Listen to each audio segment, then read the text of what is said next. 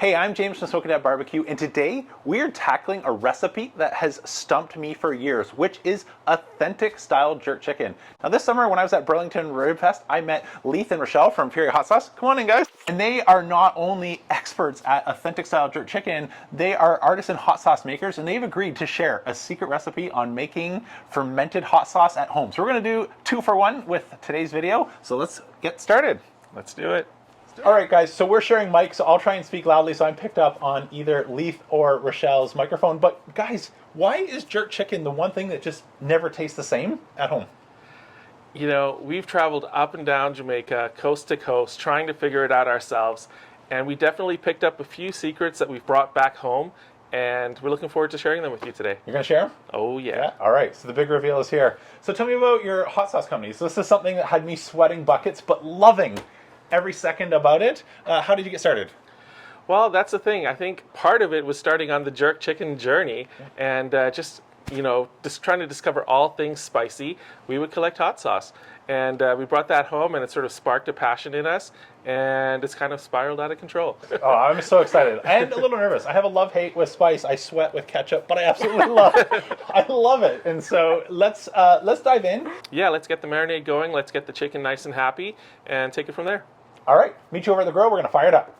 Okay, I've already cleaned out our Big Joe from our previous cook. It was down to just ashes, so this is really easy. I'm going to add some fresh Fogo and start a fire.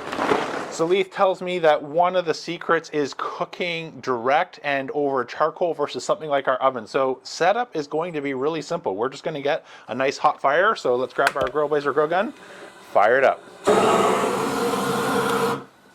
So we want to be cooking about 300 degrees Fahrenheit. So I'm going to leave the bottom vent and the top vent, which you can see here, all the way open until we start to pass the hand test. So once I see about 300 degrees and feel some heat in our dome, we'll adjust our vents. Let's go over to the kitchen and start to prep our chicken. Okay, Leith will join me in just a second, but I'm going to get to work on spatchcocking 2 chickens. If you've been following the channel for a while, you know I'm a big fan of the overnight dry brine, but the recipe that Leith is going to share with us includes salt in that marinade. So if you want to make any adjustments to your salt content, you'll be able to do that once we see the recipe. So we're going to be starting with 2 spatchcock chickens. These are from Costco. I'll just take you fast forward while I remove the spine.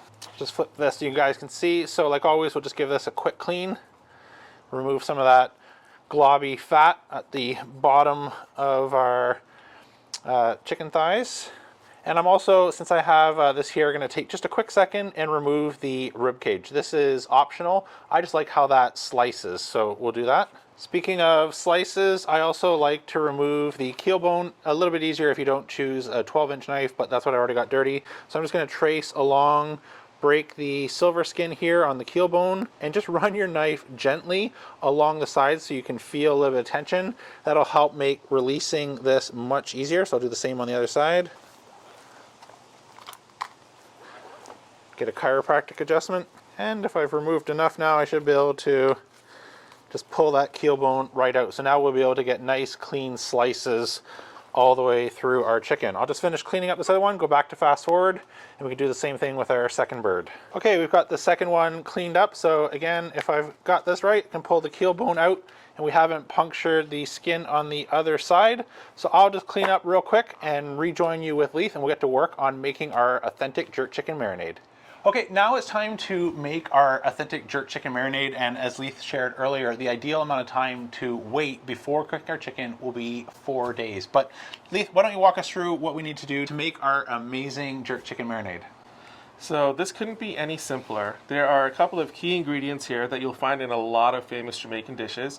So first we'll start with the Scotch Bonnet peppers, so just maybe throw a couple of those in there. Okay. So a nice amount of heat, a lot of great fruity flavor, but not overwhelming. I can take it? You can take it, I think. Right, I think so. Then we've got some green onions, or scallions, as they call them in Jamaica. We've got some fresh thyme as well, some ginger, and of course, pimento berries. This is the key to authentic jerk chicken. So what should I do first here? So let's start loading up the blender. We'll throw a couple of Scotch Bonnet peppers in there first. Okay. So I think 2 should be good. Right. Yeah, 1 or 2. Because you can always adjust the heat after. Okay. If you want to give these green onions a rough chop. All of them, a couple of them? Yeah, let's use all of them. We got about 2 bunches here. Less work for the blender to do. Then we're going to throw in next a couple of garlic cloves, maybe 2 or 3. Okay. And if you don't have Scotch bonnets or you don't have access to Scotch bonnets, you could try habanero peppers as well. A little bit more heat, not quite as fruity, but they'll definitely do the job. Okay. And not bad. Not bad. Okay, a little nub of ginger, maybe like a 1/2 inch piece, like, you know, the last little piece of your finger there. So like that? Something like that, yeah. Just a little piece though. That? Maybe just this guy right here. Big one? Yep. Okay. Perfect. Okay, now let's add about a tablespoon of the pimento berries, Okay. also known as allspice. Perfect. We're going to do about a 1/2 teaspoon of cinnamon, 1/2 teaspoon of clove. Clove is super powerful, so that's one we want to be careful with. Now, I haven't seen anyone do this anywhere, but it's something that I like to do. It just adds a little bit of depth that I haven't been able to replicate otherwise, and that's just a little sprinkle of coriander. Perfect. Now, for wet ingredients, we're going to do 1/2 cup of soy sauce and 1/2 cup of Worcestershire. Is that how you say it? See, my audience calls me that every time because it starts sounding like Worcestershire. Worcestershire. So, yeah. So how much? So let's do, this is a 1/2 cup, so let's do a 1/2 cup of soy sauce. Okay. People don't agree on how to say it either. I have people from the UK and it's like mispronounced rooster. So take some Worcester sauce, just add that, and then everybody on the other half of the world disagrees. So it's like W sauce. can't put W sauce. All right. Perfect. Just the right amount. And then a 1/2 cup of W sauce. W sauce. All right. Lee and pairings. That's some ASMR. Different channel. Different channel. Okay. All right. Next up, about a tablespoon of brown sugar here, and last but not least, fresh thyme. Yep, that looks good to me. All right. Perfect. Now let's blend it up and see how she tastes. Lean right over, turn the power on. Yep. So actually, we didn't do any salt. Do you want to do salt or no? Oh, yeah. Yep. Teaspoon of salt. Teaspoon of salt. All right, looks good. Let's get our chickens. Okay, so I don't know if you can tell from cutting away your camera, but I also went and cut our chickens into half as they will fit into the bag for marinating a little bit better. So let's start to get those in there. So what's the game plan here, Leith? Yeah, let's get them into the Ziploc bags, and then we'll top them up with that marinade. One more thing, we're probably going to need some beer. So we're going to use the official beer of Jamaica, Red Stripe. Okay, so we're just splitting this between the two bags? Exactly, yep. All right. Perfect. So what we want to do is take one of these Red Stripes. We're going to pour 1/2 in each bag. Okay. And then these are for us to make sure we stay hydrated. Oh, safety first, right? So half in each. Half in each, okay. They are on their way to Flavor Town. Perfect. All right, so while Leith and I might need to wait overnight, for you, it's going to feel just like that. Okay, our chicken has been in the overnight brine for 12 hours. Now, Leith, is this ideal in terms of how long we want to brine chicken? I know some recipes, 4 hours, 8 hours, overnight. Is this what we want? Yeah, I would say in a crunch, 4 to 6 hours is going to get you close. But if you want to do it the real, authentic Jamaican way, you want to go at least overnight. 48 hours would be even better. Perfect. So we're going to do a bit of a as seen on TV and just go with the overnight brine. But let's come nice and close, as there's one of the other secrets that you shared in terms of mimicking the wood flavor. Now tell me a little bit more about the wood and the flavor that we're trying to recreate. So yeah, the reason, I think one of the main reasons what we're trying to recreate is that pimento wood flavor. And that's one of the key differentiators I find between what we get here and what you get back in Jamaica. Because we don't have pimento wood available here, it's really hard to export from Jamaica. So what we're going to do is mimic that using bay leaves. Bay leaves, okay, I'm curious. So I'll bring the camera nice and close and we'll get into the bay leaf pimento wood smoking secret. All right, Leaf, I see a big silver pan and banana leaves. What are we doing? These are not banana leaves. Oh, sorry. These are bay leaves. Bay leaves. Cut! Beat! All right, Leaf, we've got a big silver pan and a bunch of bay leaves. So what's the game plan here? So the game plan here is we're going to lay out these bay leaves on this pan. Now, I've done it a few times where I just lay the bay leaves directly on my grate, and it's great, but you will be dealing with a big cleanup after. So we found the best way to do this is to use a pan just like this one. No detriment to flavor, much easier cleanup. No detriment to flavor. Nope. So as these bay leaves warm up, they're going to release those oils that are held in there when it was dehydrated, and that's going to mimic the oils that naturally release from the pimento wood. Okay, that looks good. Anything else we need to do here? Add a meat probe? Let's get the meat probe in there and perfect. fire her up. All right, let's get this on the grill. Okay, we're cruising right along at 300 degrees Fahrenheit. So I'm just about, since we're direct, 1/8 of an inch or so past the first line and a little bit over finger's width on the bottom draft door. So let's get ready to add our smoke wood. So we're going to be going with some authentic Jamaican pimento wood for our wood chips. These are hard to find, but if you can find them, Leith tells me they make all the difference.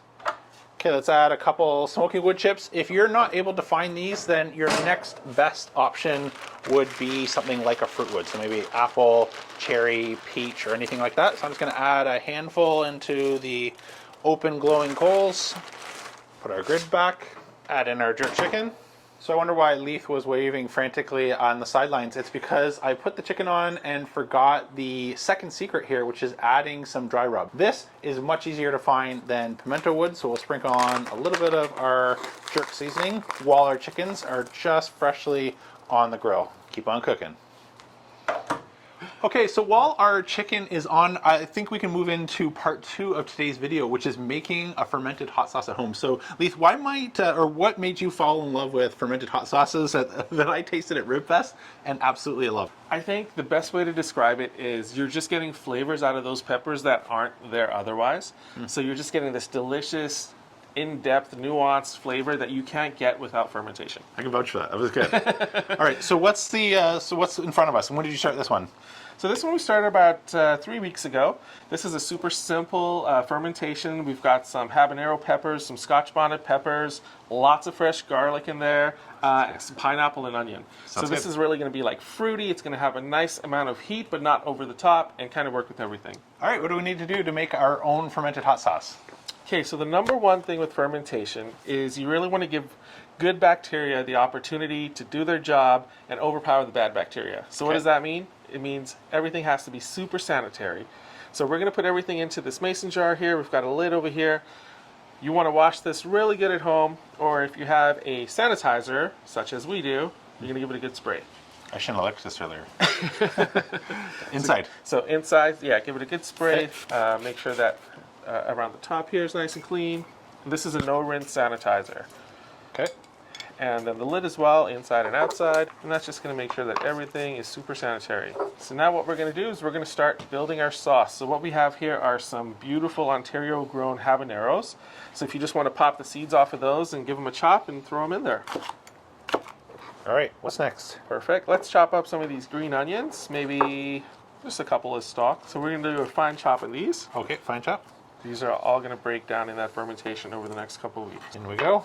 Yep, a couple of sprigs of thyme in there as well. So once this is stable, how long were we able to keep it in our fridge? So once the fermentation is done, I highly recommend you pasteurize it, which is super simple. We're just going to bring it to a boil for about 10 minutes. Okay. And then it's basically going to be shelf stable for about 2 years. Wow. Yeah. Okay, so we've got a couple sprigs. Awesome. So let's do a little bit of ginger, a little bit of garlic in there. You can do this to your taste. If you love a lot of garlic, a lot of ginger, go nuts. Otherwise, you could just use a little bit as you like it. I like garlic. Yeah? Yeah. Can't put too much. So here's a fun fact for you. Mm-hmm. Sometimes when you ferment garlic, it turns blue. Really? Yes. And no need to panic. Perfectly natural. But it does happen from time to time. So we will not panic if we see blue garlic. Don't panic. It won't be blue when you blend it up. Don't worry. All right. Okay, a little bit of ginger, you said? A little bit of ginger. Yep. It's just going to round out those flavors. It's really going to bring out that fruitiness of the pepper just from the contrast. Skin on. I love it. Oh, you would take skin off? No, I love it. I would keep it. That's where all the good stuff is. Perfect. Now, see if you can exactly squish that down a little bit as best you can. And then what we'll do is we'll top that up with some fresh papaya.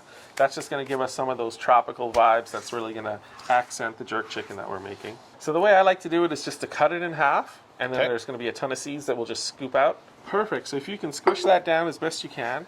Okay, perfect. So now we want to make sure that everything you've put in this jar is submerged. Okay. And that's going to make sure that we don't introduce any oxygen, which is not our friend in this situation. So first, what you're going to do is top that up with water right here. Just regular water. Okay. Just until everything on the inside is submerged. There we go.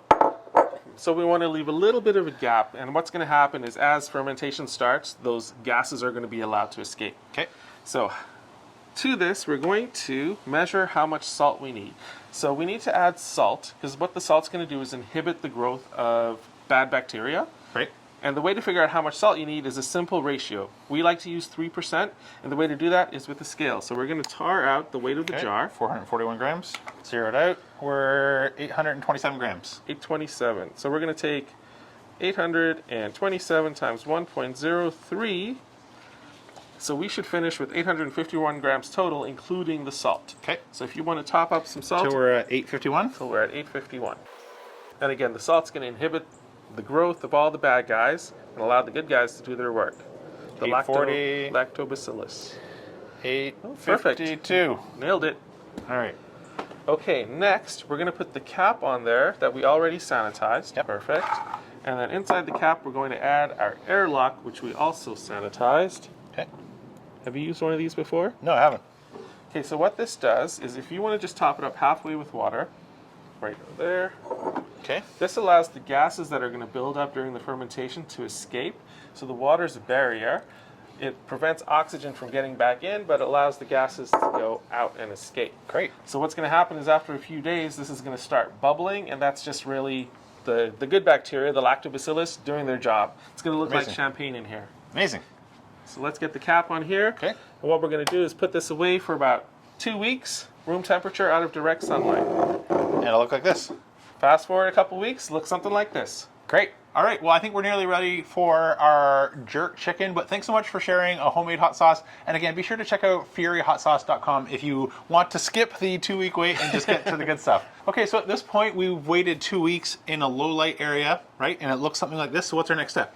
Exactly. So at this point, you're good to go. You can see there's no more bubbles. Our fermentation has done its job. You should give this a smell. Give this a whiff. Can knock me out. Whew. It's like LL Cool J. I'm gonna knock you out. What's going on? There you go. That smells good. So, Yeah. as a general rule of thumb, it has to pass the nose test. Yeah. If it smells That good, smells good. you're Yeah, good. If yeah. it doesn't I'm smell ready to good, eat that, be yeah. careful. Okay. Okay, so why don't we put a couple of scoops of this in the blender, and then Okay. all we're going to do is blend it up with some vinegar, just to dilute the heat back a little bit, and get it So- to our desired viscosity. Couple scoops. Yeah. You poured, yeah. So we'll just pour a little bit That's in? fine, yeah. And then I would say we blend it up with like roughly the same amount of vinegar. So this is going to be a preference. We're Okay. using sherry vinegar today, so Okay. it's like much more subtle. It's a little bit nutty. It's not like a harsh distilled vinegar. So I think you could go nuts, but I would probably do at least 50-50 here. 50-50. Let there be power. So I sanitized the jar already. Okay. Oh yeah. Just how I like it. Can't wait to scoop that over some jerk chicken. All right, let's get our chicken. Okay, the meter says our chicken's looking good. Woo, and it is not wrong. But I think it wouldn't be jerk chicken without a little bit more color. So I'm just going to remove these from the pan and get them face down for a little bit of direct charcoal grilling to finish them off. Take it fast forward. All right, well, the wait is over. The best part of the day, at least for us, is taste test time. So this looks and smells outstanding. Let's yeah. come nice and close, slice it up. We haven't tasted this yet, and just from the smell alone, I am encouraged. This smells so good. Nice crispy skin, you hear that? All right, well, you can tell we've got 3 excited people ready to dive in. Let's grab our jerk chicken and trusting you guys to let me know how we did here. Cheers. Cheers. Cheers. Oh, there's the heat. Remember what I said about ketchup? That's good. This tastes different than any restaurant around here. This is good. Wow, that was absolutely amazing. If you had the time to make your own hot sauce at home, you can turn out the best jerk chicken I've ever had this side of Jamaica. If you're thinking about the perfect gift this holiday season, what do you have in store for people that are checking out your website? We've got all kinds of goodies. We've got 2, 3, and 6 bottle bundles. What you're holding right here is our box of Fury. It's going to be the #1 gift this holiday season. I'm trying to hide the sweat. All right, well, thank you so much for coming along. That's it for today. I'm James from Smoking Dad Barbecue signing off. And remember, don't be afraid to fire it up, even if that means with hot peppers.